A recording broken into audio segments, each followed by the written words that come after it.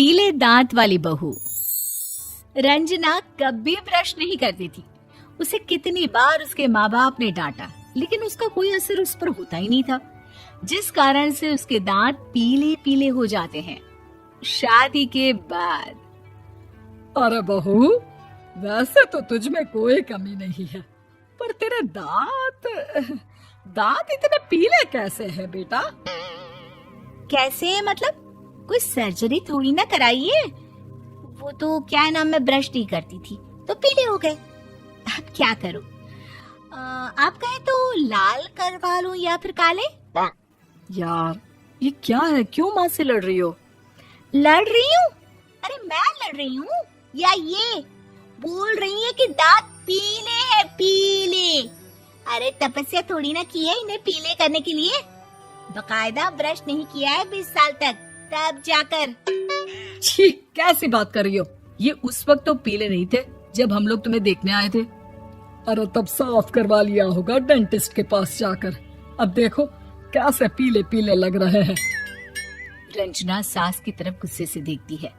फिर शुरू हो गई पीले पीले पीले।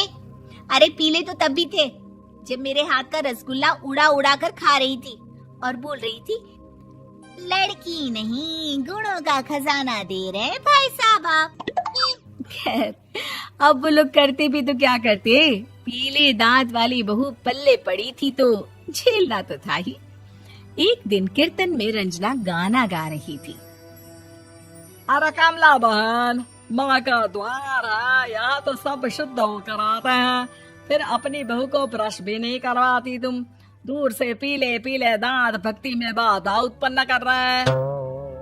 अरे कोई 2 साल के बच्चे थोड़ी ना लेकर आई हूँ मैं बहू बनाकर। अच्छी खासी लड़की है, अरे कैसे करवाऊं ब्रश? ये तो उसे खुद करना चाहिए ना। अब माँ बाप तो इसके जैसे तैसे निपटा दिए, ये नहीं सोचा कि सास कैसे संभालेगी। सास बहू को लेकर घर आ जाती है, लेकिन सोच लेती है कि अब इसे लेकर कहीं नहीं जाएगी।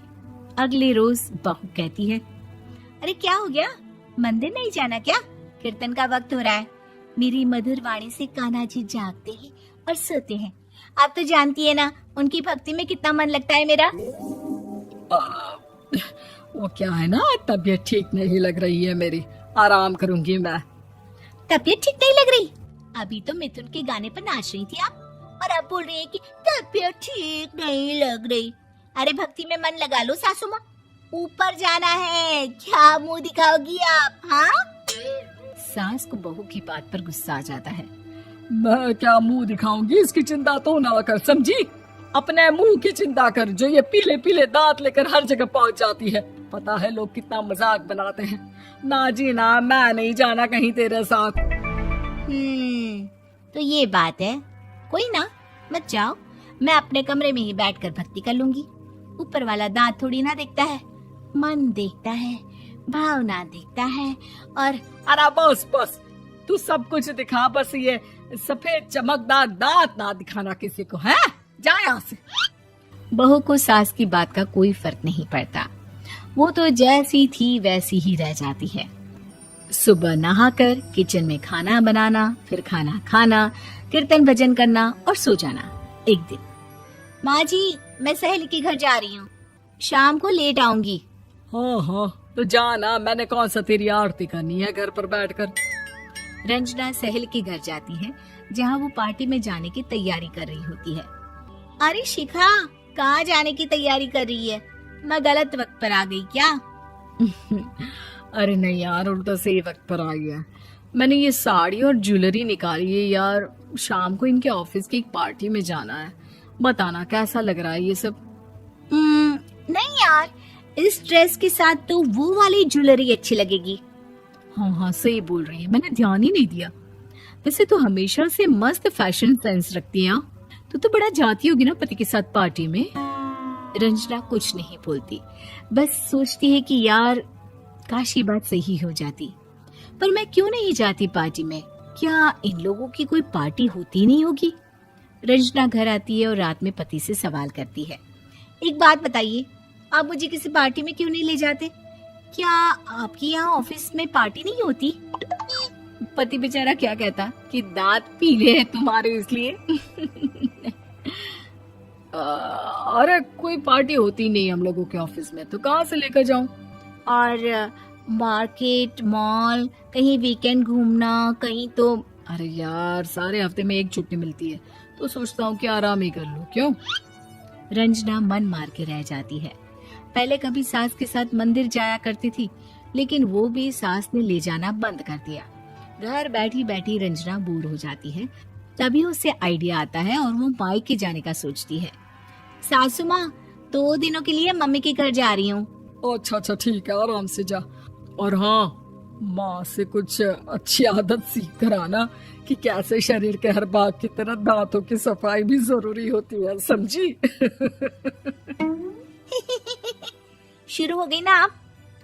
वो लोग आपकी तरह नहीं है कि छोटी छोटी बात का बतंगड़ बना दे। उन लोगों के लिए मैं मायने रखती हूँ, ना कि मेरे पीले पीले दांत। रंजना माँ को बिना बताए उन लोगों को सरप्राइज देती है, लेकिन जैसे ही वो दरवाजे पर पहुंचती है, अंदर देखती है कि घर वाले कहीं जा रहे होते हैं। अब माँ, काश रंजना दीदी के दांतों वाली प्रॉब्लम नहीं होती, तो वो भी हम लोगों के साथ चलती ना बुआ जी की बेटी की शादी में। हाँ बेटा, लेकिन अब उसे कौन समझाए कि उसको उसके पीले दांत नहीं दिखते, लेकिन उसके आसपास के लोगों को कितना एम्बैरेसिंग फील कराते हैं। मुझे तो कितनी बार उसके स्कूल की टीचर ने शिकायत की कि उसके साथ कोई लड़की बैठना भी नहीं चाहती, और ना ही कॉलेज में कोई उससे बात करना चाहता था। लेकिन पता नहीं क्यों उसे ये बात समझ में ही नहीं आती। कोई कमी नहीं है उस लड़की में, बस यही कि दांत पीले हैं। वो तो भला हो जीजा जी और उनकी माँ का, जो दीदी को जैसी है वैसे ही रखा हुआ है।